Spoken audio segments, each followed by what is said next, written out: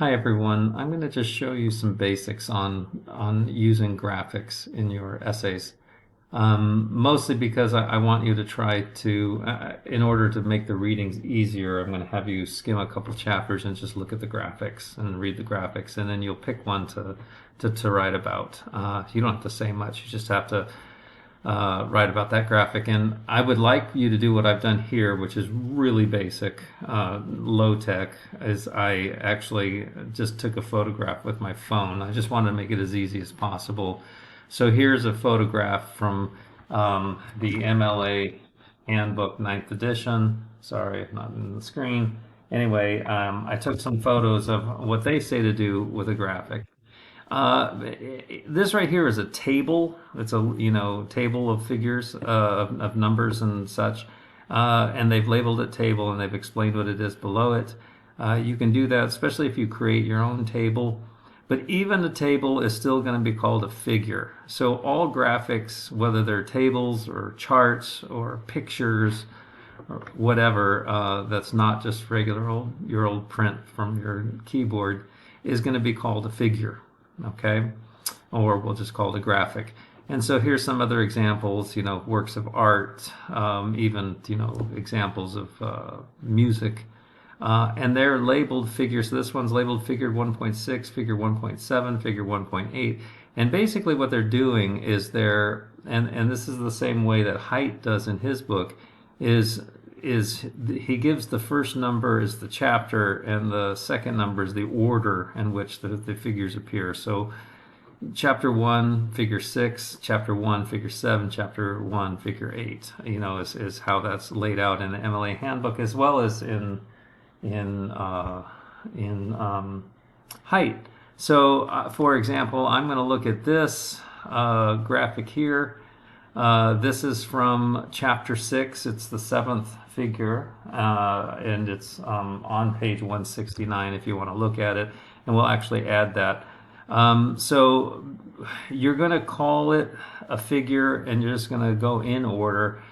You can abbreviate figure with FIG period, or you could write it out as figure. It really doesn't matter to me. I don't like abbreviation. On my own essay, I would write it out, but I'll just abbreviate because that's kind of the standard. And what they want you to do too is to put the figure as close to where you refer to it in your text. You should refer to this this graph as figure 1. And so, maybe I'm writing about it and I just say, in figure 1, we see that the period of 2010 to 20, and this is Height's, big conclusion, 2015, when, and that was when social media became mobile on the smartphones. Girls, let's say high school girls, because we'll look at the chart. High school, and high school is 2 words, by the way. High school girls experienced a great jump in loneliness. And maybe we might say, and you've heard Height talks about a hockey stick. Here you really see it with the girls.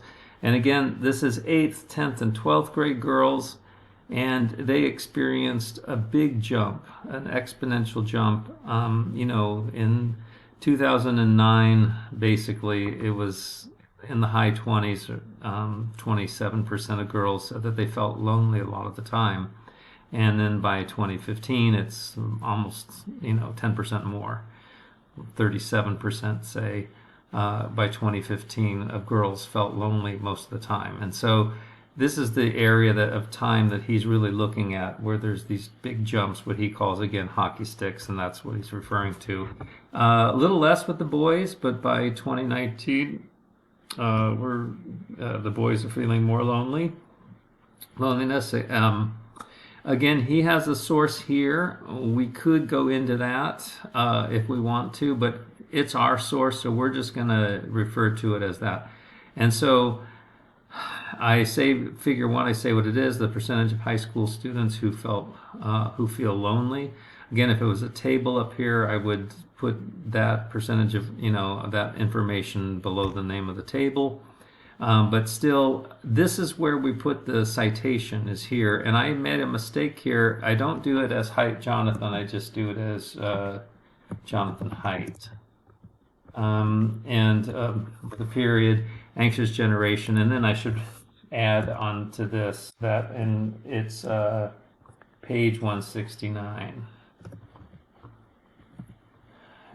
And that, because this is my source for this information, I didn't go to his source for it. So that's what I want you to do is basically put it here because the full citation goes below the graphic. You don't need it in a works cited list. You don't need to list this information. It is possible if you read this that to have information in the works cited page. But that is, again, if you want to go into more detail. So if I really wanted to say that where he got the information, I might add that in the full citation in the works cited list. All right, so in your next paper, that's what you have to do. Where do you put your bibliographic information? You put it right below the graphic. And you don't need to hang indent. You don't need to do last name first. You don't need to write the word source. You just can say the full citation right below it. And that's good enough for this next paper. Okay, thank you.